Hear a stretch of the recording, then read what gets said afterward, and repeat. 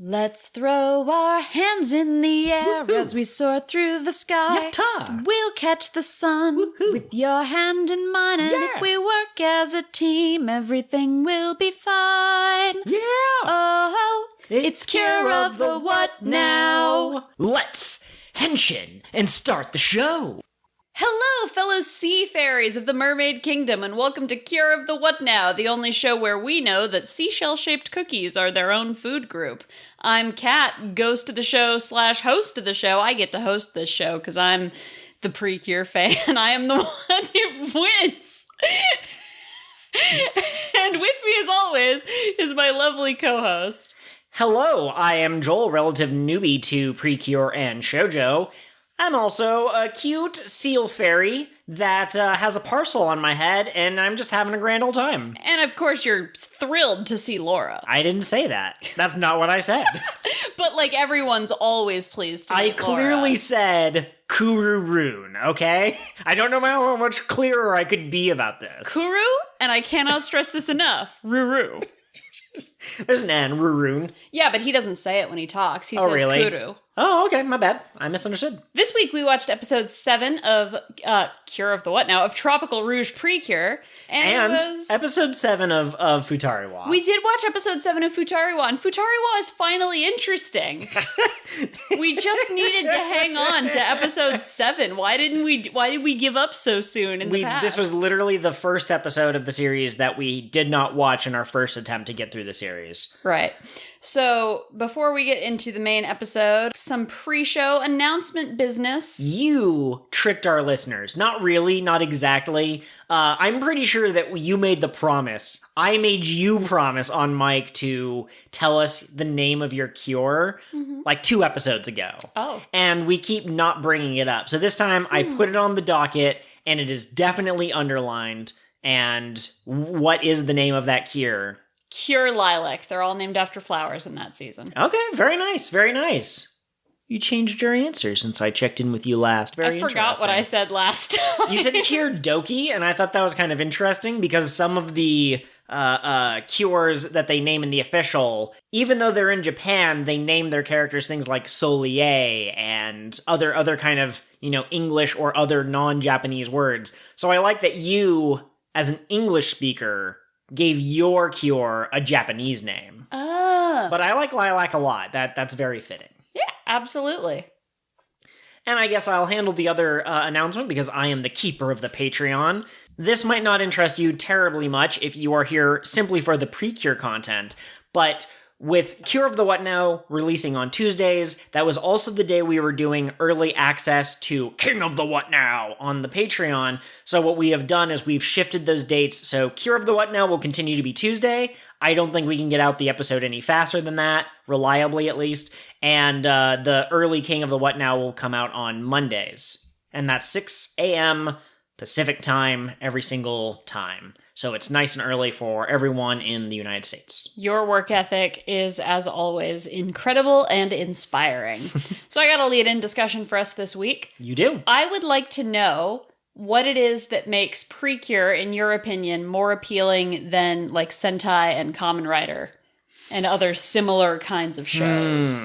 So this is highly subjective, and I know that there are many fans of Tokusatsu who would... want to rake me across the coals for this opinion.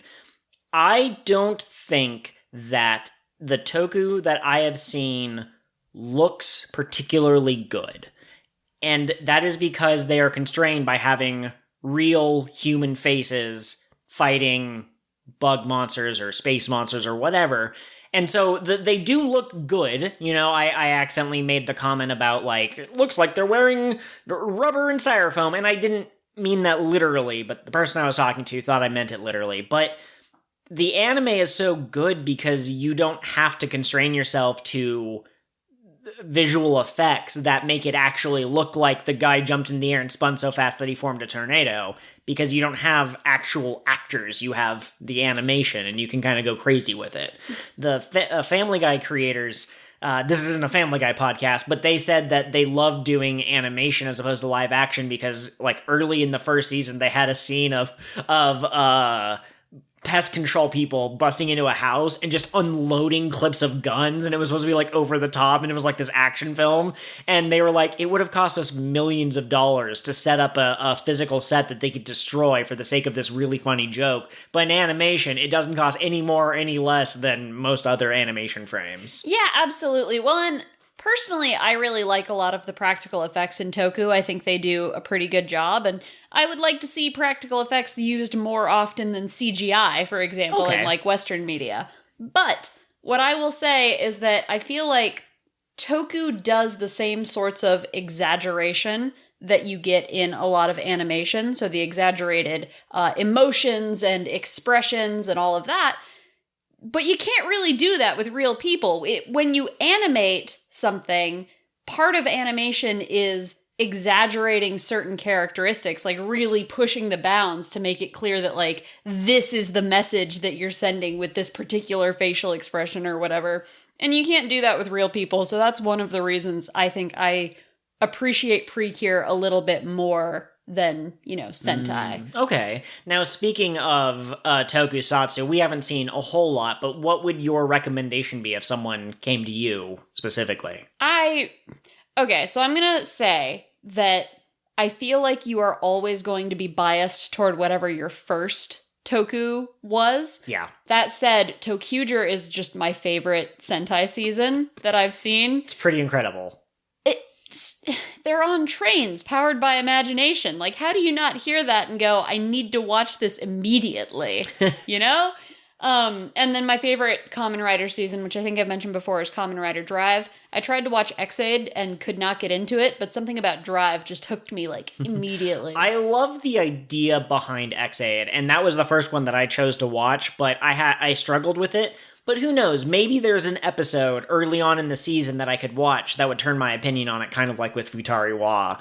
But yeah, no, to use Drive as a specific example, and to be clear, I really like Drive, but what you were saying about the exaggerated facial expressions, there's two characters in particular that are anime AF, they're like doing the triple takes, and they're like, oh, today's lucky color is green, oh, he's wearing green socks, yippee, I'm gonna do a dance, and they do lots of different things to try and convey that anime feeling, and every time I wince, I go, oh, they tried to make anime into a live action, why would they do that? They use a lot of the fisheye lens when, one of my favorite seasons of PreCure, PreCure a la mode, I don't know that I've ever mentioned it before. No, I don't think so.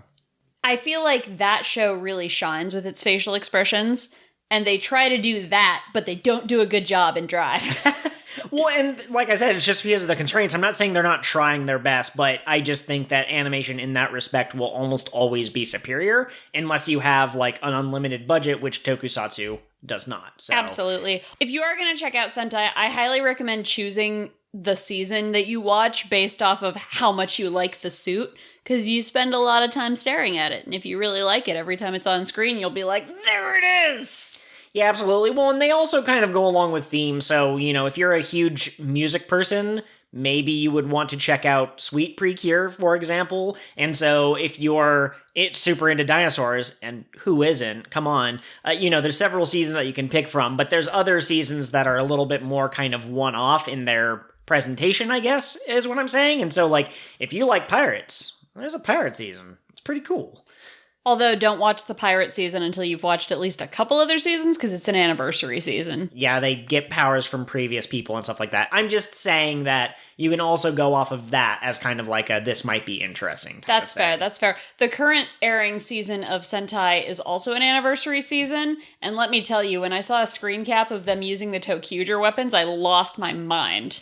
I was so excited. I really want to watch this season, but I feel like I should watch some more Sentai first. Absolutely. Now, you mentioning PreCure, a la mode, it rattled the memory loose in my brain. I accused you of not giving our fans an update on your promise. I, too, made a solemn promise last week, but I gave myself a little bit of time because this last week I knew was going to be kind of busy, and I was right. It was pretty busy between work and other such. But I did find time to watch 2 more episodes of PreCure, a la mode. And I've now been introduced to Kier Macaron.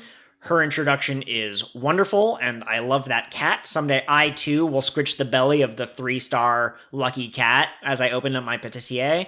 And I've almost met the core cast. Next episode is Akira, and I will have finished those 2 episodes by next episode of Cure of the What Now. Absolutely. So you're liking Yukari. Who is your favorite cure so far from Kira? Aoi is so good. She's blue and she summons a guitar.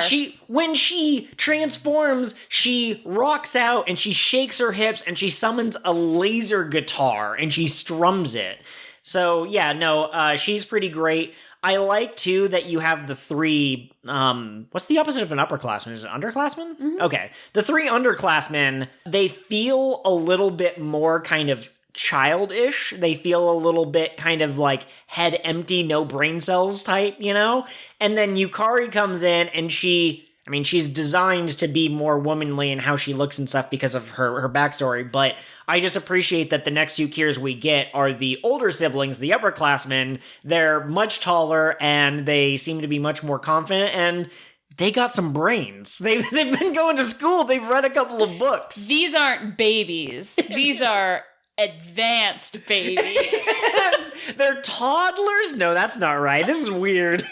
But anyways, no, I really do like Kira, and everything you talked about when we discussed the episode made me want to watch it, and so the fact that it was available on Crunchyroll shortly after you put it on my radar, like, heck yeah, I'm super excited. I'm just, like, crossing my fingers and waiting for them to put Star Twinkle up. I don't know how they're choosing which seasons to put, because they did the original, and then they simulcast Healin' Good and Tropical Rouge, and then they picked Kira out of nowhere. I would have assumed they'd have gone with Max Heart or Splash Star. Yeah, or maybe Star Twinkle. You know, either work your way backwards or work your way forwards. And then they just kind of picked one. At the same time, Kira is the gayest season of PreCure. Now, that's debatable. We could discuss Futari Wa. In fact, I would recommend, as the co-host, that maybe we do that before we get into the main Tropical Rouge episode.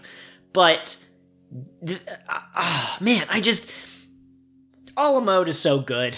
I want more PreCure seasons where there's explicit relationship stuff. Like, they don't need to kiss or date or hold hands or anything like that, but just like an acknowledgement that, I mean, like, whether it's a good thing or a bad thing for children that age to be thinking, or people that age to be thinking about dating, it's still something that is heavily on their mind at that age. I know it's true for me, and I believe that it's true for most people, and so, you know, if you're trying to capture the reality of being a young woman, teenager, then... Well, and we talked about this when we actually did our big PreCure episode covering Kira and Star Twinkle, but typically people watch shows for age groups that are slightly above theirs, right? So, like, 5 to 6-year-olds want to watch shows about, like, 8 to 10-year-olds. And 8 to 10-year-olds want to watch shows about, like, 12 to 14-year-olds. Okay. And it's kind of like a looking forward to what your future might be sort of thing. And it's part of identity formation and all of that.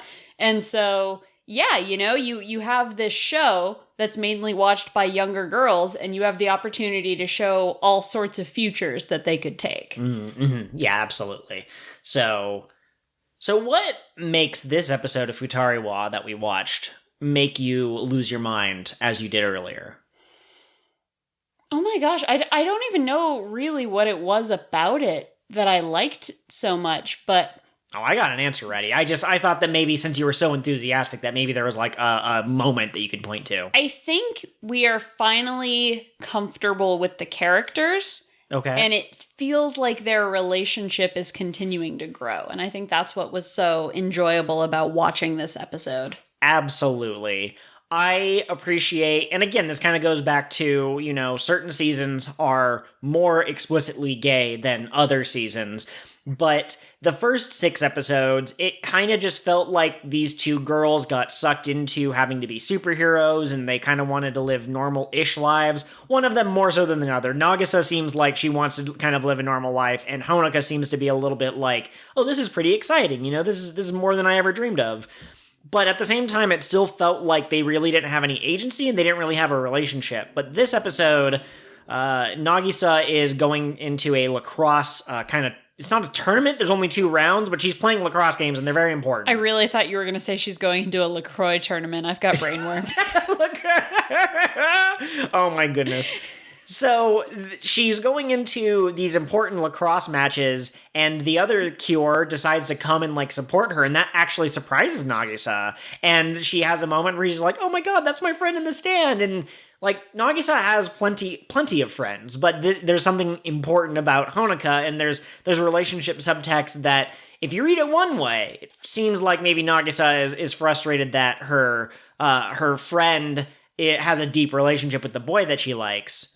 But read in a slightly different way, she's seeing the girl that she might like, that she doesn't know she likes, hanging out with other people, and maybe that's what's getting her all kind of flustered. So it was just a really cute episode, and there's the jerk vice principal that every time he's on screen, I go, ugh, this guy. And he got turned into a monster, and he decided to attack the general that summoned him, because that's just the kind of person that he is. Like, he hates everyone. And the Geki Drago just punches him out of the way. Like, it was pretty good. No, it was a fantastic episode, and I like the idea of more of the, like, people as monsters. Yes. I feel like one of the things Heartcatch did really well was that it was more about the emotions of the people that they met than it was about, like, there's this random trash can monster, and we're going to punch it until it throws up the good stuff, and then it will be done. The first general was named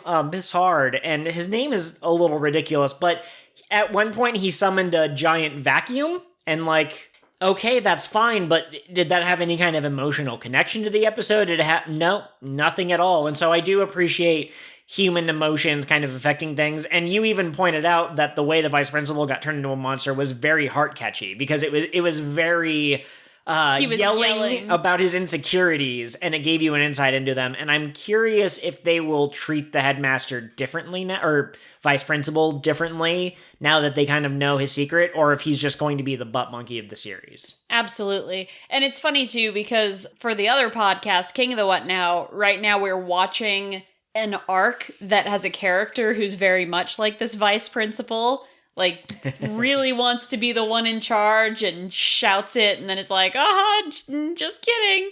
And so that was an extra level of amusement for us. Yeah. But no, I'm excited to see where Futari Wa goes from here. I like that this episode had minimal Meppel and Mipple. Yeah, minimum Mipple and Mipple is great.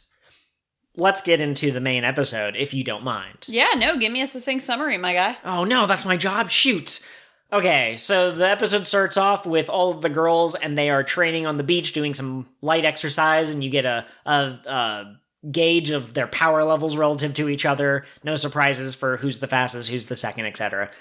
They find what looks like a baby seal, very small, and Laura goes, "That's the queen's pet, Kururun." And Minori turns out to be pretty good at understanding this seal that can't talk. It can only say, "Kururu," but when you talk to it, it can shake its head and nod and stuff like that. So every time Laura tries to interpret this thing's word, she doesn't get it, but Minori can do it. And then when they have to find the satchel that the seal dropped, Minori is the one who figures out where it is, because she used her big brain. And so Laura and Minori have a talk where Laura realizes basically that Minori reads a bunch of books, and so she has a really good imagination.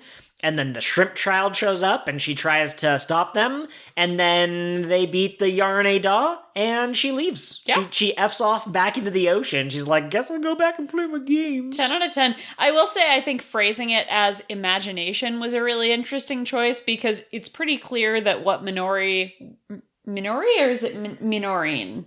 I think it's... Are we combining two of Minori. Our characters? Yeah, you combined Himurine and Minori. Yeah. Minori, it's pretty clear that she's talking about empathy. So this was a great episode for Laura character development, because her kind of learning that other people have feelings too, I feel like is really core to her character, and we've talked about that. But it was a great Minori episode. I like that they're giving like the shy, reserved character time in the spotlight, which I think it's really easy to overlook them and not include them in things. And so to have an episode that's really just about her early on is pretty cool.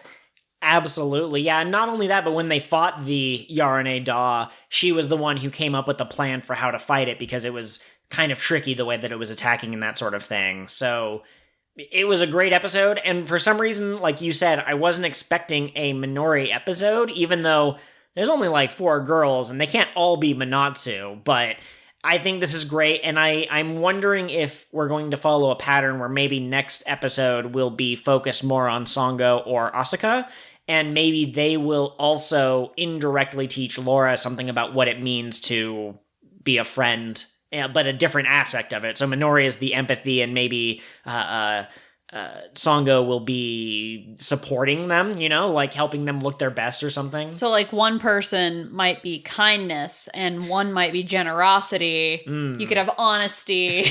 We only have 4 girls. That's true. Magic is straight out because that's obviously their mid-season power-up sort of thing, But it does make it all complete.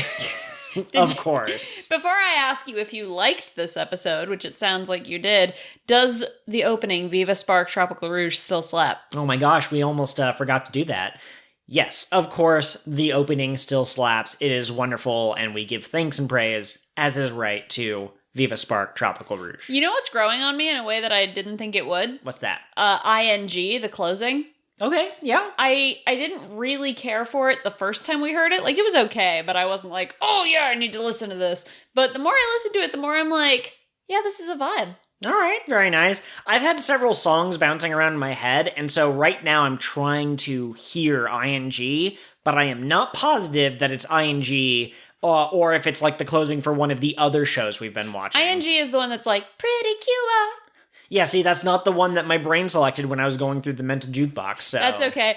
I listened to the PreCure opening medleys when I run, which are like 20 minutes of them blending the different PreCure openings and closings together. And so some PreCure openings I can sing, but only a piece, and then it turns into another opening. You shift into another dimension. That's so good. Yeah.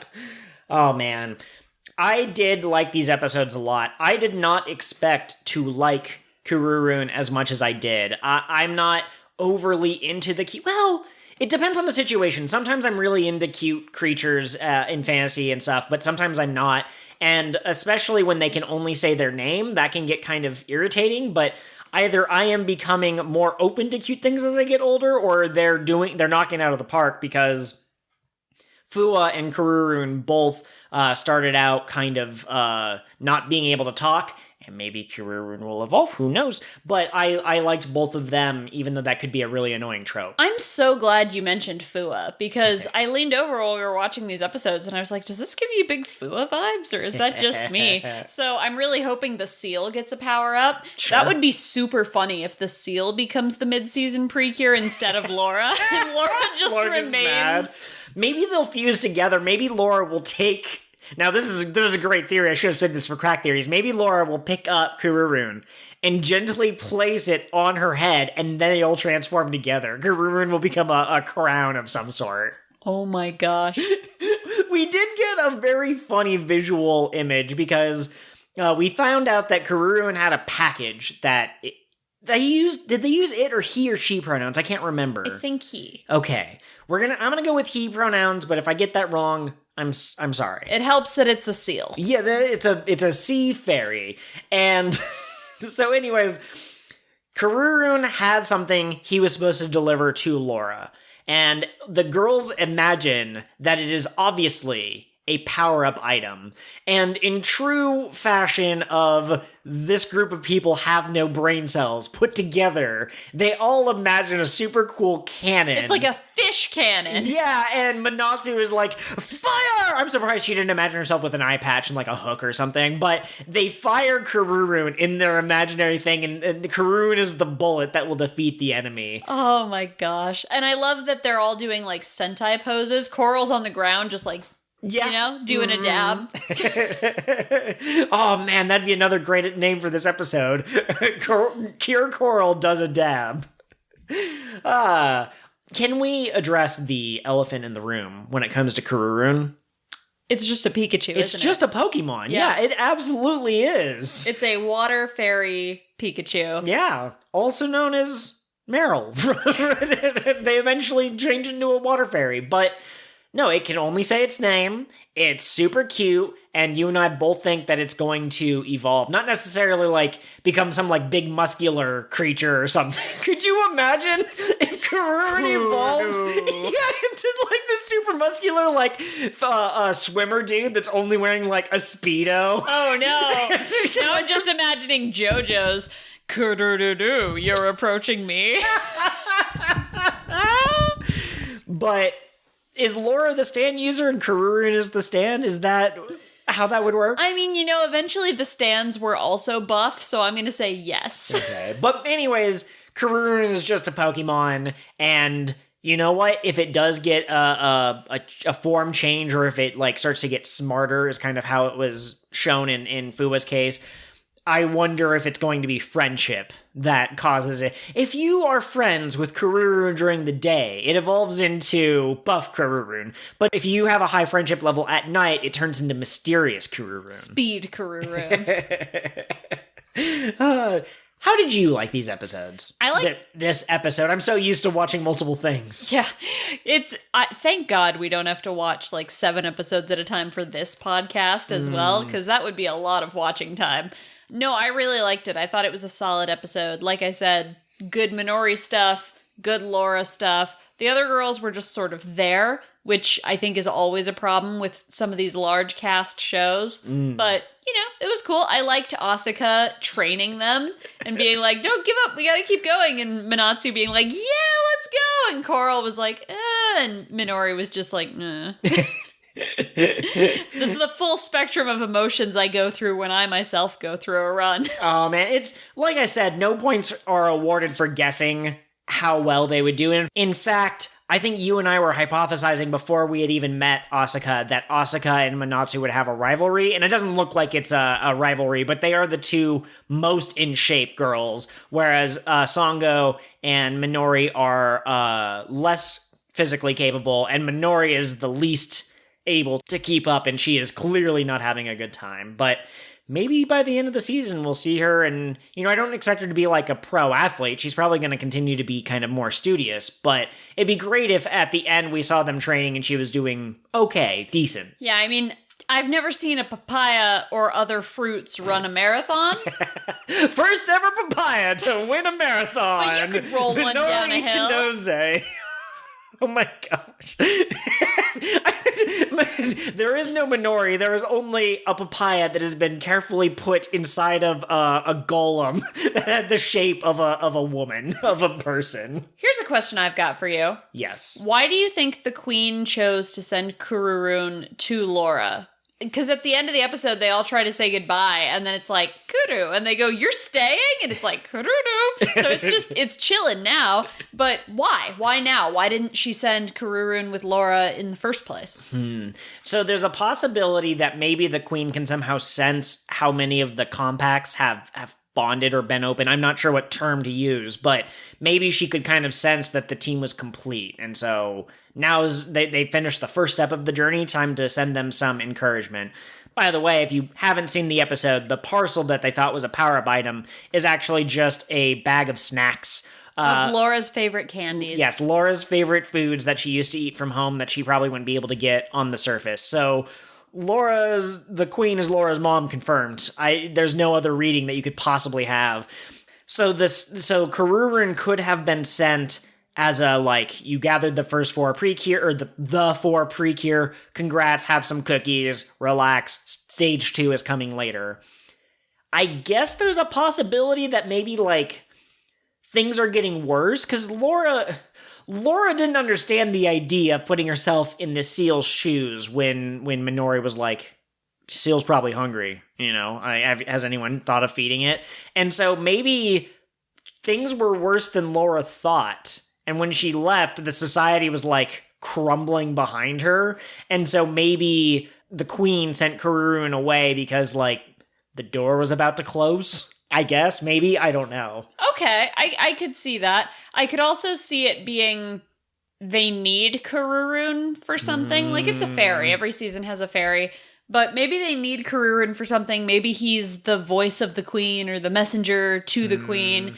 but he would have been in the way while Laura was finding the PreCure. So the queen waited to send him until after the PreCure had been gathered, and now they can start, like, serious PreCure training. Yeah, don't give the babies their own baby until there's enough babies to take care of I should have chosen a different term, but you know what I mean? Like, Manatsu and Laura taking care of a baby seal might not have worked out okay, but now that there's 4 of them, and Minori seems kind of smart, and Asuka is a little bit older, I think it will be okay. Okay, they'll get a hold of it. The way I said serious cure training reminded me of a story from high school that I don't think I've ever told you. An ongoing joke I had with one of my friends was we would pretend to straighten a tie and we would say serious business face. And then we would just be like very serious until one of us started laughing because we couldn't hold it anymore.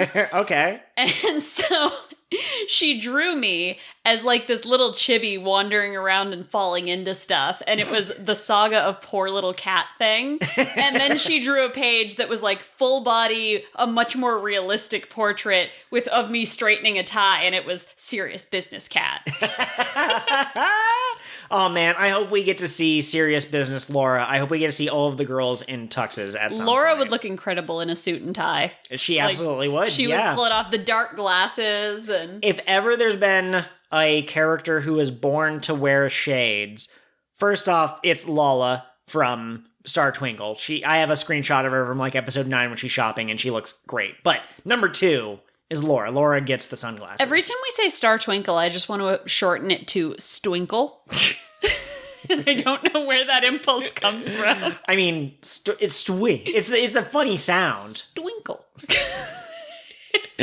Oh my goodness, we are all kinds of loopy at time of recording. Did you have any favorite scenes or quotes from these episodes? You know what? I think we might have to put this into Laura being a little gremlin princess. I think we're just going to change the name of this section every single time. We'll find a slightly different way of saying Laura is kind of a jerk. Listen, I wanted to call this the Laura is a terrible B-word corner, but we're on YouTube now, and Joel said I'm not allowed to swear on the PreCure podcast. We are allowed to swear. I just don't think that it's appropriate. We should set the language settings to PG. Language settings.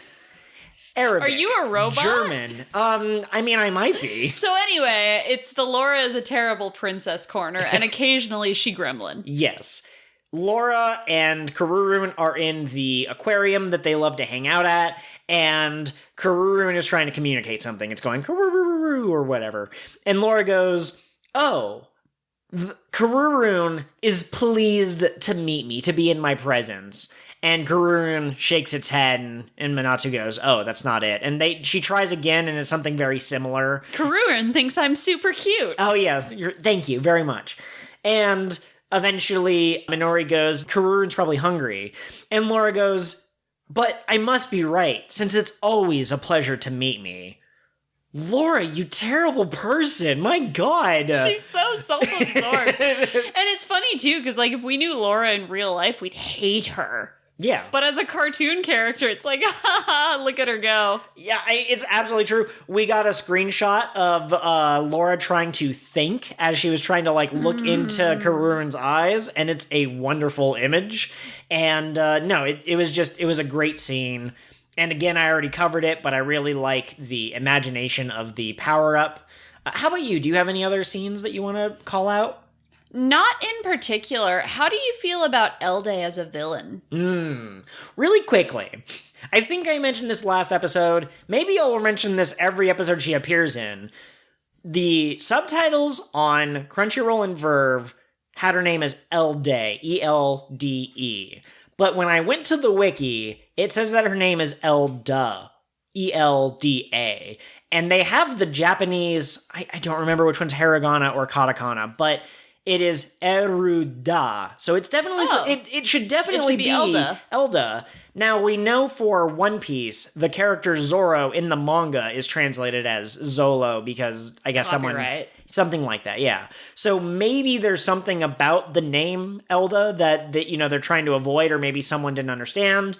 We're going to continue calling her Elde with an E because that's the official translation as far as we can tell.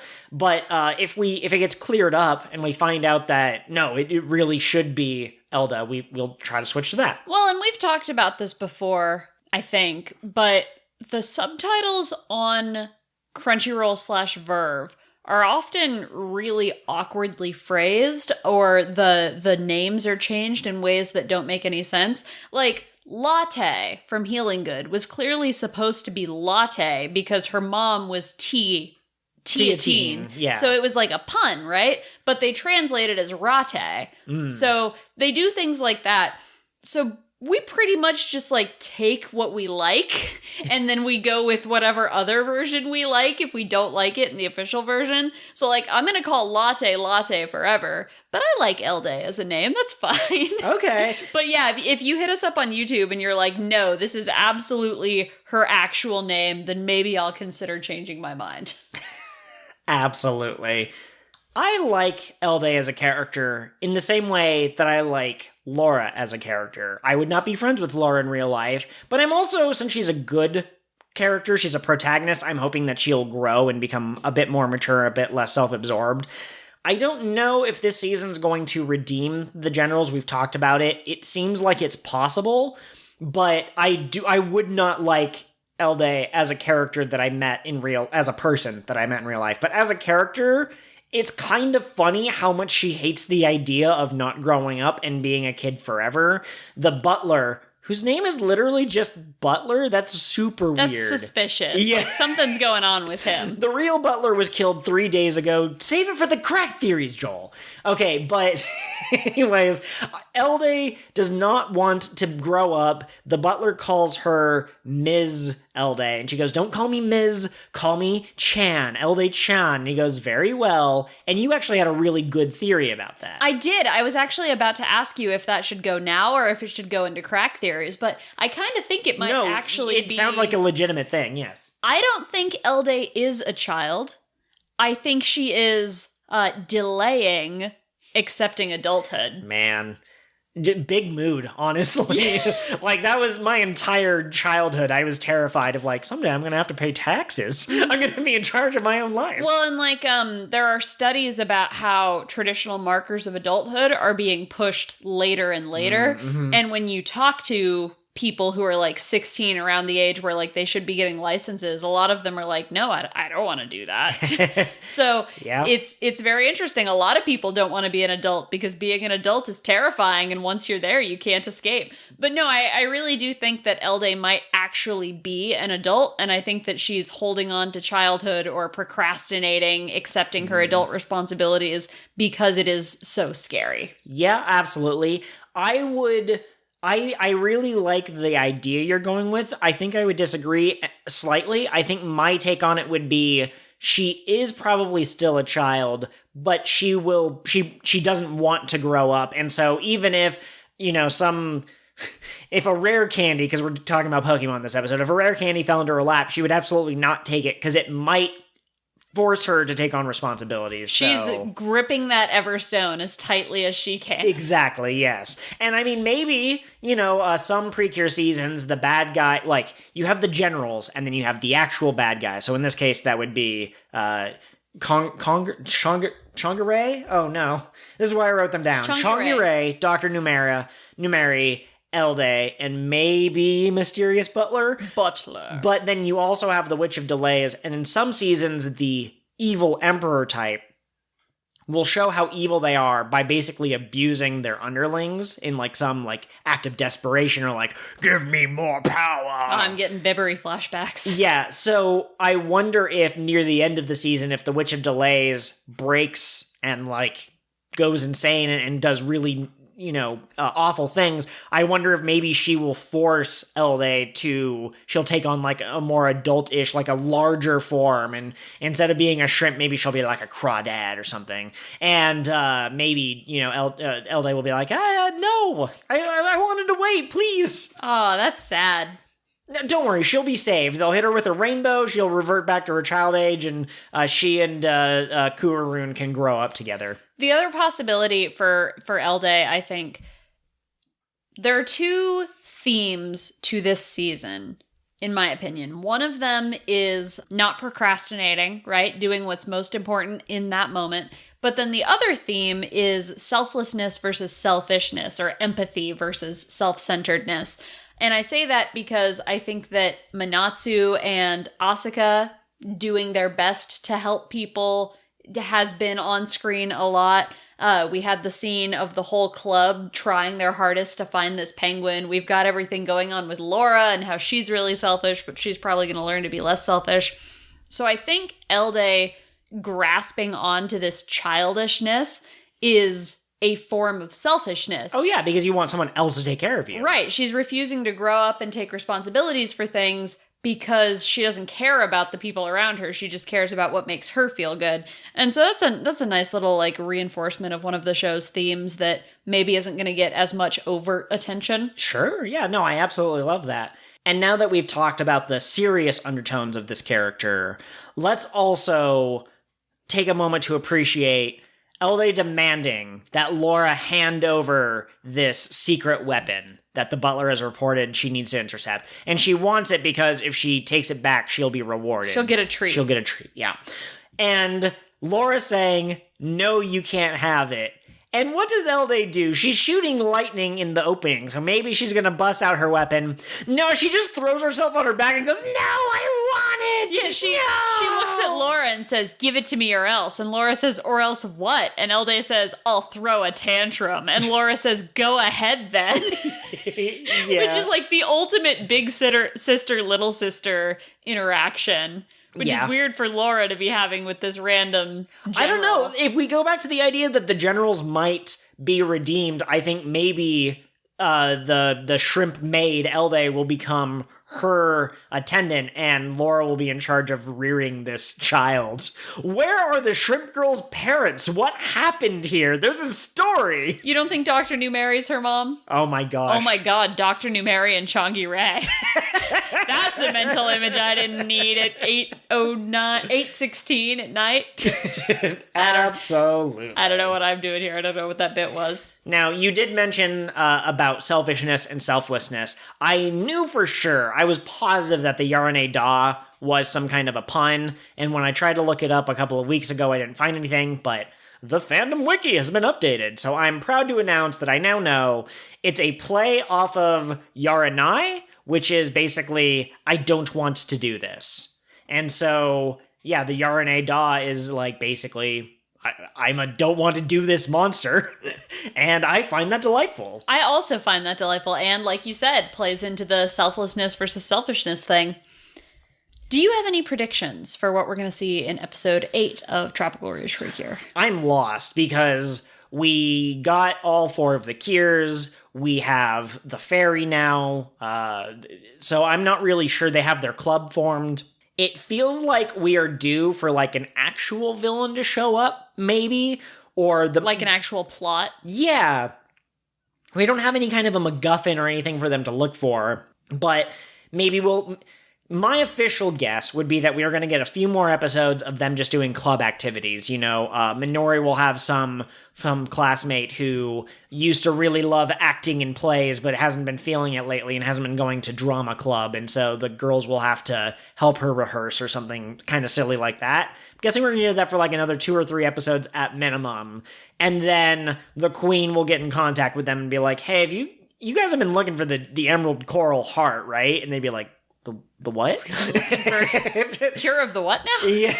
And they tease a final attack where they all combine their attacks. And as far as I know, every season has had something like that. And it's not the mid-season power-up. They get it pretty quickly. So, yeah, I mean, maybe they will get the Kururun cannon. Maybe that was brilliant foreshadowing that actually told us exactly what was going to happen. Absolutely. I think that the next episode will probably be a little bit of breathing room. It'll be them helping some NPC character. Sure, absolutely. Do you think Laura and Kururun will get along, or do you think Laura kind of being like, what, you're going to stay with me? Do you think that's going to, like, there's going to be slight tension? Well, first of all, I can't imagine Laura enjoying sharing the spotlight. Sure. She's the cute one. If all the girls are fawning over how cute Kururun is, they're not paying any attention to her. So that could be a problem. Second, I think that Laura appreciates her own space, and I can't see her enjoying sharing space with this sea fairy. Yeah, absolutely. I'm curious as to, like, how... like, what the mental age of Kururun is. Like, is it going to act like a baby, or is it more, like, their age, kind of, in a mental capacity? Because I could imagine, like, Laura just trying to, like, sit there and read magazines about sea fashion or whatever, and Kururun comes over and, like, pushes a ball into her face to be like, let's play! And Laura be like, no! But if Kururun is meant to be kind of their age mentally, that's less of a possibility. You know that no-take, only-throw comic of the dog with the ball? Yes. Kururun, like, pushing a ball into Laura's face, but then refusing to let her take it when she finally gets fed up. Oh my gosh, that is wonderful. I'm going to ask to send us out on a crack theory. I think you have a good one. Okay, I've thought this up, okay? We know that Kururun was with the queen of the Grand Ocean, I believe they call it. And we know that Kururun left to go say hello to the Cures. But we technically did not see the entire journey that Kururun took. We just see Kururun arriving on the beach. Is it not possible that the real Kururun was taken, and this is but a changeling who's going to absorb all of their tropical energy, siphon it off of them, until eventually it becomes the Nega Kururun? So what you're saying is there could be an imposter among us. And that has been your doot final thought. Outro goes here. Thanks for listening, everyone. Don't forget to Tropica Shine. PreCure. Today's color is tropical green. Very nice. Today's color is emerald, like the coral heart that they're going to have to find in episode 13. Ha-ha! What a great episode of King of the What Now, your One Piece podcast that started from the very beginning and stars these two doofuses. If you want to follow us on social media, Twitter is the best place to do that. I am at KOTWN_pod. And I am at Pirate Ghost Host. Absolutely, yes. We share all sorts of thoughts on there, some related to the podcast, some related to other things. But you can also reach us through email at kingofthewhatpod@gmail.com, or you can also find us on Patreon. We would love some subscribers or supporters, whatever the technical term is. Patrons. So fancy and grown up. And you can find that at patreon.com/kingofthewhatpod. You can find all sorts of things like bonus episodes, and you get to see the full cold open candidates, not just the ones that make it into the episode. Maybe someday if I learn to draw, I'll put stuff up there. We're always looking for suggestions and feedback. And speaking of which, please take a moment to rate and review our podcast wherever you get us from. So iTunes, Spotify, Scrivener, that's for writing. But wherever you listen to our podcast, take a moment to leave a review. It helps other people find us. We are so grateful to all of our listeners, and we couldn't do this without you. Absolutely. Word of mouth is super powerful, so if you have a friend who likes One Piece and they haven't heard of us, just direct them to the latest episode. And if they hate us, they can tell us why. And if there's an actionable item, we'll try to please you. That's how this works. Thank you, everyone. Have a great day.